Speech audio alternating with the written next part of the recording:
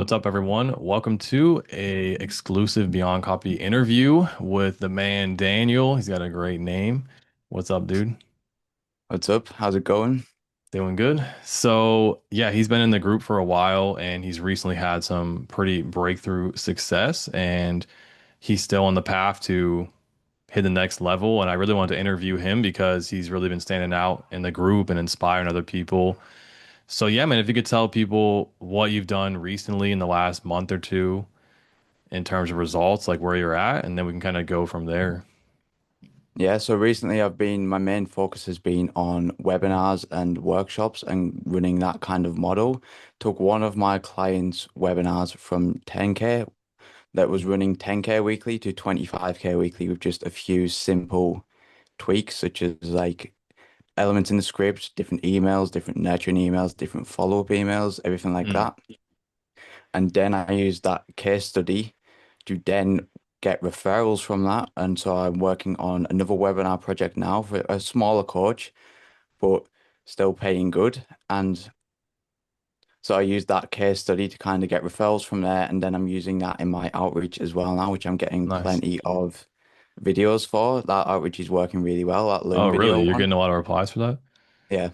Oh, that's sick. Like, how many do you think out of like 100 would you say you're getting? Like, what number? Or you haven't even sent 100 yet? I've sent over 100, probably about maybe like between like 5 and 10, because it's been quite like on and off. Like sometimes I'll send more, it'll get like 10, sometimes it'll get like lower than that out of Mm. 100. But the video watch rate has been really good as well. Like pretty much I'd say like 80-90% of them have been watched. So people, and which was when I was running my other outreach before I got this case study and everything like that. It was nowhere kind of near those numbers as well.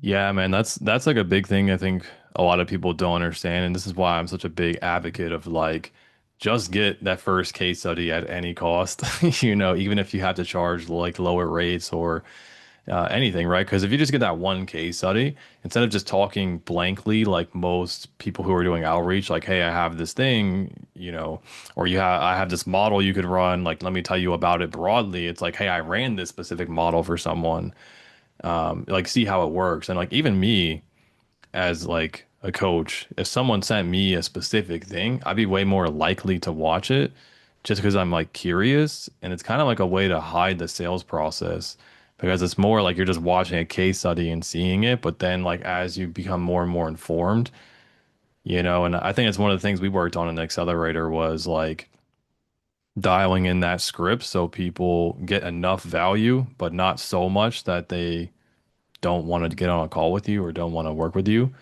which is obviously something that a lot of people struggle with. But I'm curious, like, if people could hear, like, where were you at before that in terms of your results? Like, how long have you been in the game? And what was life like before you got that first client for the challenge? So I'll go up to that.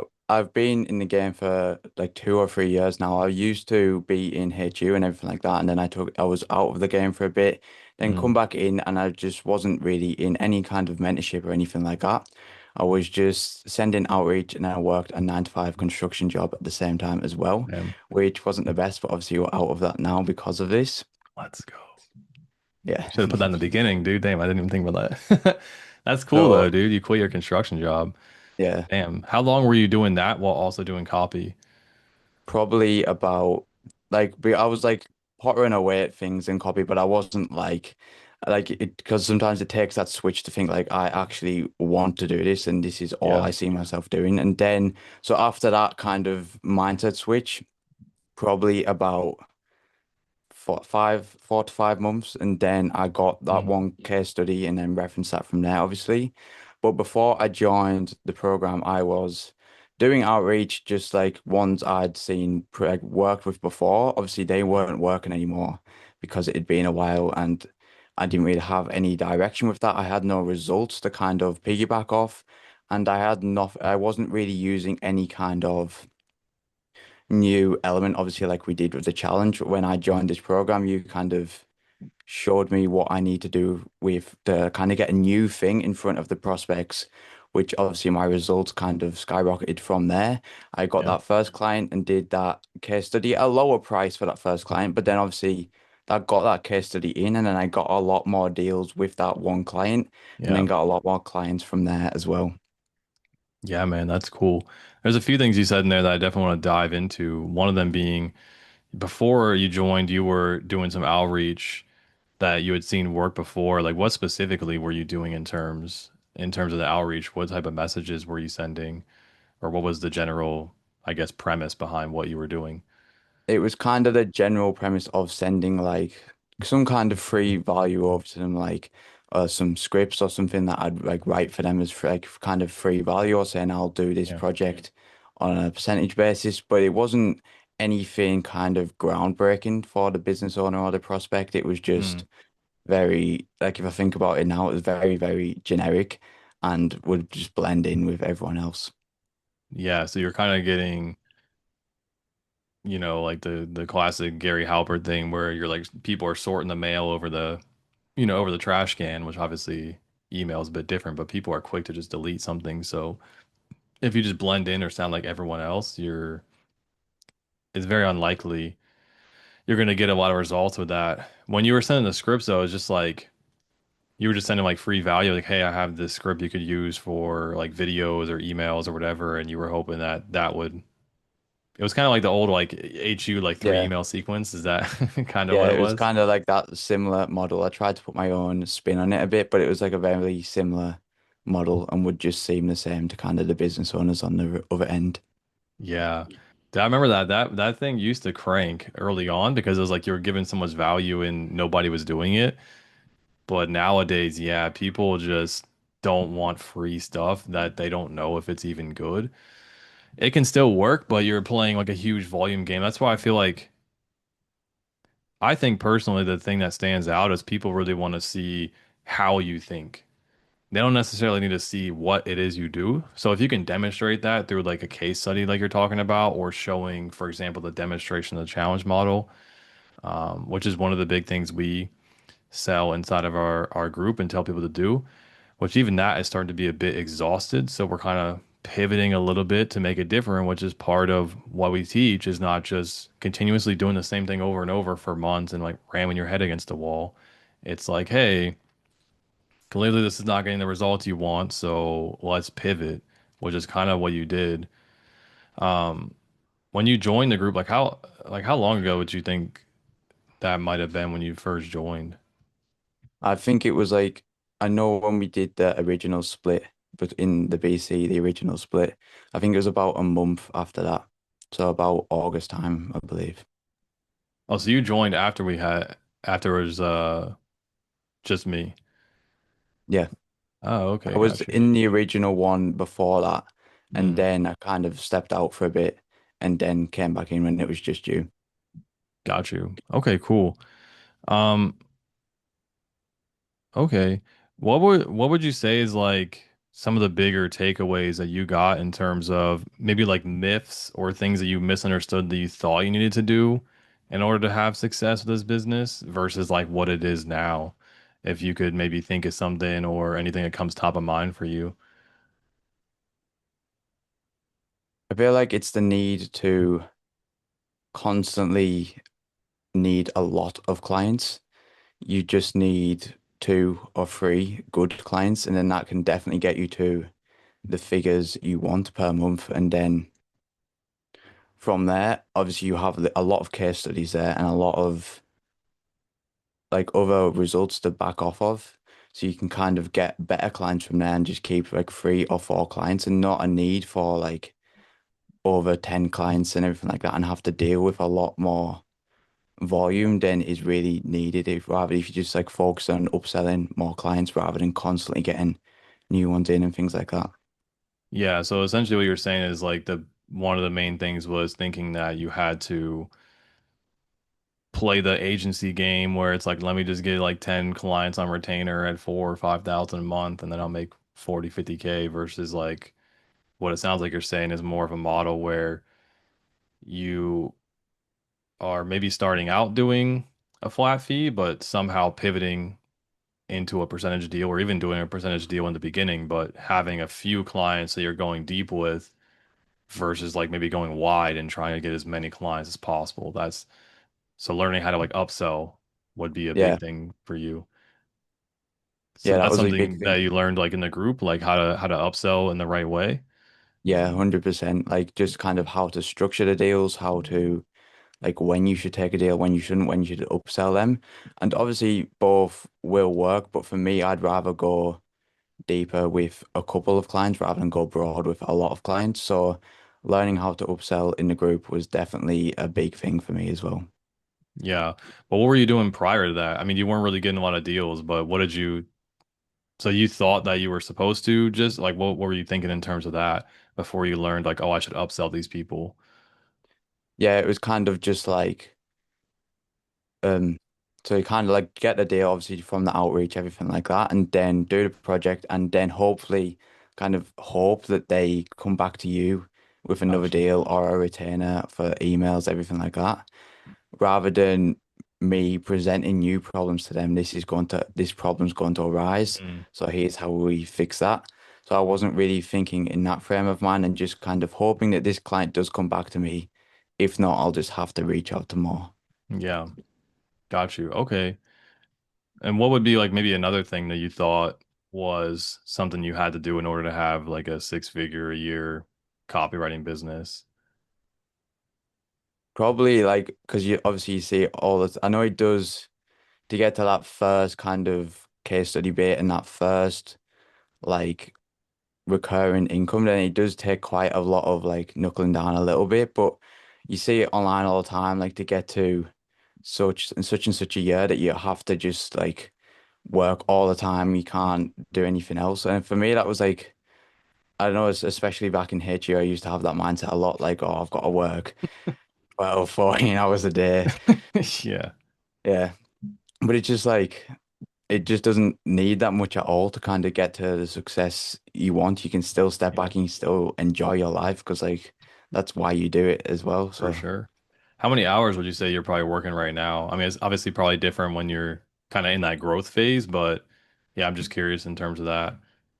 on average, I'd say probably about 8 or 9 a day. Like sometimes I will do more, sometimes I'll do like 10, 12, and then the day after that I'll have something on where I'm only doing like 4 or something like that, which it Mm. just allows for that flexibility as well, doesn't it? Yeah, 100%. So from that, what would you say is like, I don't know, like maybe something that would be like some big things you probably learned from the group that were really helpful for you?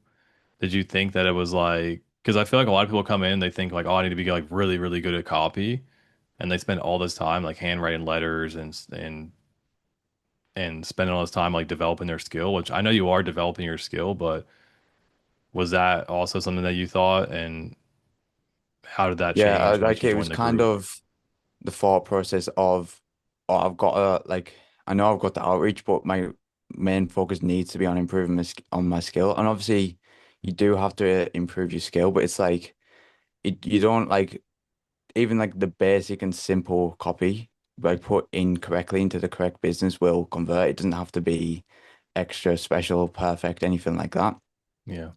So that was kind of a mindset I did have coming into this versus what I have now, that everything has to be perfect before it launches, everything like that. But rather than that, it's like it just needs to be good enough that it's going to get results, and then you can kind of iterate from there, rather Yeah. than spending all your time kind of getting better at the skill, which obviously is important, but it's like you kind of that's not doesn't have to be the main priority. Yeah, I'm wondering how that changed, like when you got clients and you started writing for clients, like how did what you thought it was going to be differ from like kind of reality of the situation? Was there kind of like a shock of like, oh shit, this is so different than than me handwriting letters or whatever people do? Yeah, because obviously it's like you can handwrite all you want, you can practice all you want, and it's good to do, and I still do some of it now, but it's like when it's actually being applied into a real business and you're seeing results come from that and you have the data come from that and know what to test, what to not test, and it's a lot different than just handwriting down or just Yeah, like kind of making up practice copy as you go for someone you're not working with. And obviously that is kind of needed to practice before you get clients, but it's a lot different when you sure. actually get clients, and that was obviously from the kind of mindset shift in this group was became my main focus to get those clients and then apply that into real businesses. Yeah, for sure. Yeah, man, it makes a lot of sense. That's how I feel too. Like I think it's good to have a baseline foundation. I think too many people are spending like 80% of their time doing copy stuff and like 20% outreach versus like it should be the opposite. It should be like 80% outreach and 20% getting better at copy. Because like once you get a client, it's so different anyways, and you kind of step up to the plate. Like once you have to deliver, you're like, oh shit, like I need to figure this out. And that's kind of a thing that I did early on was just let me figure out exactly how I can, I don't know, take exactly what I need to do to get clients. Like I'll figure out how to deliver after, which is a weird mindset shift that I actually got from Hustlers University because I was so much an overthinker and like, oh, let me have everything be perfect first and let me get really, really good at copy so that like I never get exposed and I never get myself in a position where I can't deliver. But I actually found that telling a client I could deliver for a project, like I'm sure you probably had that like for a webinar, like you never wrote a webinar. And then here you are like critiquing someone's webinar who's Yeah. already pretty successful and has made millions of dollars and you're coming in like, yeah, dude, I'm gonna fix your webinar. I'm sure that was probably like a shock as well.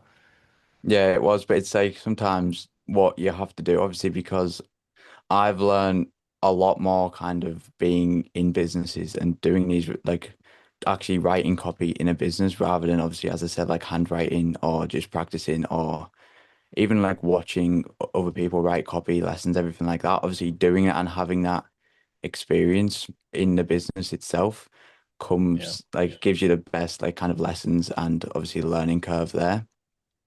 And obviously yeah, that comes from sometimes just taking deals that might not feel comfortable in the moment, just but just having that mindset that you know it's all right, you'll figure it out and get this done. for sure. Well, man, I gotta ask, like, how does it feel overall knowing that you were able to like quit the job you were working and be able to do this? Like, how does it feel knowing that this probably could be like your lifetime future, you know?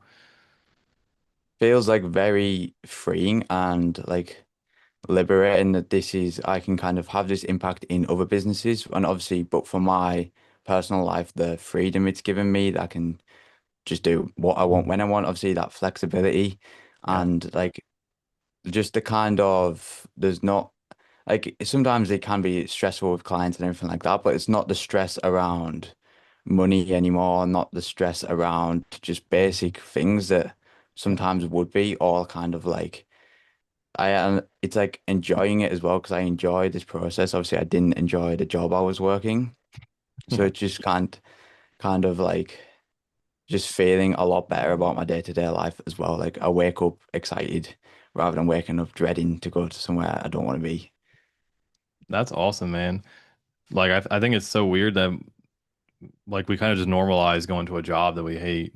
And I think it's cool that you have the opportunity to do something where you feel inspired. And obviously not every day you're going to be excited. There's like definitely days where maybe you don't want to work or even certain projects to do where you're like, damn, like I don't feel like doing the rest of this project or whatever. But just that reminder of like, damn, I'm doing this because I don't have to go to some other job and sit in traffic or like all the other stuff that is involved with a regular 9 to 5 job. And like, I mean, it's pretty crazy too, especially at your age, you know, like how old are you I'm exactly? 18. Yeah, so like 18 years old, like already being on the path to, I mean, what you're basically just finished school, right? Yeah, I finished school 2 years ago. Yeah, so it's like, damn, like already on the path to making 6 figures a year and building a lifestyle where you can go and travel and do whatever you want to do with your family or friends or partner, being able to just have a good time and not having to work crazy hours, but choosing the hours you want is like super cool. Um, but yeah, man, what do you what would you say to someone who, well, I guess before I ask that, what were like some specific things that helped you from joining the group? Like, was there anything that specifically changed for you or helped you? Definitely kind of having your input because I remember one of the calls in early November that changed everything for me was just kind of you just being honest about like I remember I didn't even Oh, use to dude, I show up to forgot the about that. calls I with a totally forgot camera about on. that call. Yeah. Yeah, where I I told you didn't to even turn your use it. camera on. Yeah. And it was just Yeah, for you anyone who like doesn't know, he would jump on the calls with no camera, and I was just like, dude. I don't remember what prompted me to bring it up. I think I just saw it so many times, and I was just like, dude, you're not. How are you gonna get on a call with a client like you can't even jump on a camera? Like, why are they gonna trust you with thousands of dollars? Like, dude, that's like step one. And then you started getting on the camera, and you were like a bit shy on the camera. And then like over time, you just got comfortable, and then you started speaking up on the calls, and then you started asking for questions. And it's crazy how like one tiny moment can just like change so much. But for me, I recognized it just because of being a marketer. I was like, damn, like psychologically, I can see what's going on in someone's mind. They're like kind of scared to do this. They're gonna be scared to take up space and expand and say that what they need to say. And that's a big thing I think happens a lot is teaching people how to like set boundaries and be like ruthless with clients and tell them like, hey, this is what we should do, and not just backing down to every demand. Was that like some big things for you as well in terms of that? Because I remember we worked on that as well.